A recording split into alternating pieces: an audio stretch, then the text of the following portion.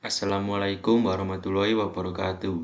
Perkenalkan nama saya Nifale Kanafi dengan NIM 344. Di sini saya akan mempresentasikan hasil kerja saya mengenai dampak AI dalam e-commerce, persepsi terhadap konsumen Ahmed Dabat. Di sini saya menjelaskan tentang diagram alur.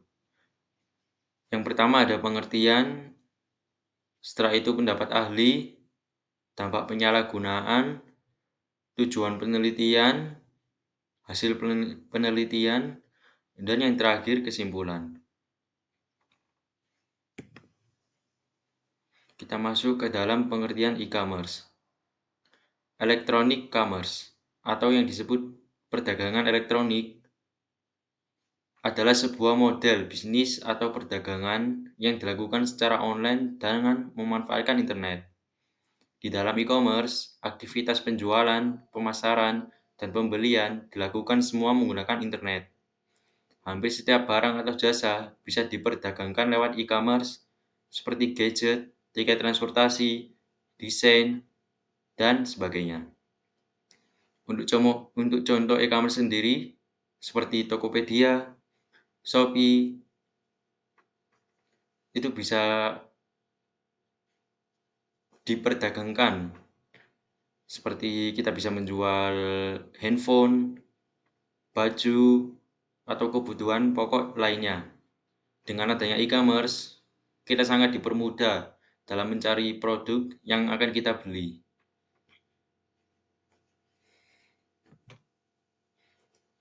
Setelah itu pendapat ahli. Definisi e-commerce menurut Harmayani et al. Tahun 2020 adalah penyebaran, penjualan, pemasaran, pembelian barang atau jasa dengan sarana elektronik seperti jaringan komputer, televisi, W3, dan jaringan internet lainnya. Kita masuk ke dampak penyalahgunaan. Yang pertama, penipuan dan kecurangan. Di e-commerce sendiri banyak sekali maraknya penipuan yang melibatkan pelanggan dan juga produsen. Seringkali itu terjadi kepada orang-orang yang awam dan kurangnya memahami tentang adanya e-commerce. Saat ini banyak juga orang yang terkena penipuan dengan modus barang amanah, barang bagus, dan dengan harga yang sangat murah. Yang kedua ada kehilangan privasi. Nah, dengan adanya e-commerce ini, kita harus mendaftarkan data diri kita atau akun kita yang sangat berkaitan dengan data kita. Seperti kadang kita harus memasukkan KTP di aplikasi Shopee dan Tokopedia untuk mengakses yang namanya Tokopedia VIP ya, dan Shopee VIP itu agar bisa bertransaksi lebih gampang dan mendapatkan benefit yang lebih baik. Yang ketiga, ketergantungan berlebihan. Dengan adanya e-commerce, orang-orang jadi malas untuk berkeluaran dan mengunjungi pasar-pasar terdekat. Walaupun e-commerce mempermudah, tetapi kita tidak bisa melihat fisik secara langsung barang yang akan kita beli. Sedangkan kalau kita pergi ke pasar itu kan bisa lihat secara fisik barangnya itu kayak gimana. Tergantungan berlebihan itu sangat berpengaruh terhadap pasar-pasar yang offline ya, termasuk pasar e-commerce itu. Selanjutnya ada tujuan penelitian. Yang pertama, menganalisis sudut pandang konsumen terhadap dampak AI dalam e-commerce. Yang kedua, untuk menguji hubungan antara profil, demografi konsumen, dan persepsi mereka terhadap AI dalam e-commerce. Selanjutnya hasil penelitian. Berdasarkan tujuan penelitian yang dikumpulkan dari survei mengenai persepsi konsumen terhadap AI dalam e-commerce, sebagian besar konsumen percaya bahwa rekomendasi produk yang didukung AI meningkat pengalaman berbelanja mereka.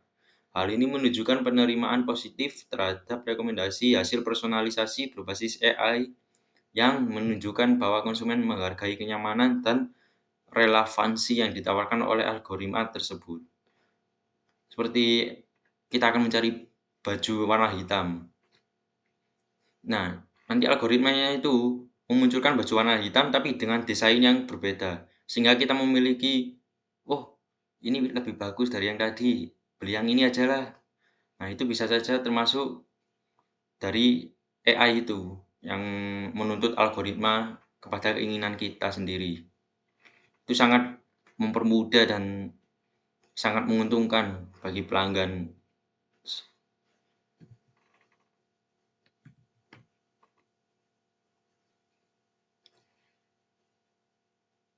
Yang terakhir yaitu kesimpulan. Konsumen umumnya menganggap AI bermanfaat dalam meningkatkan pengalaman e-commerce mereka, khususnya dalam hal rekomendasi yang dipersonalisasi, dukungan layanan pelanggan, dan langkah-langkah keamanan. Selain itu, faktor demografi mungkin berperan dalam dalam membentuk persepsi konsumen terhadap AI dalam e-commerce, sehingga memerlukan penyelidikan lebih lanjut untuk lebih memahami dinamika yang mendasarinya.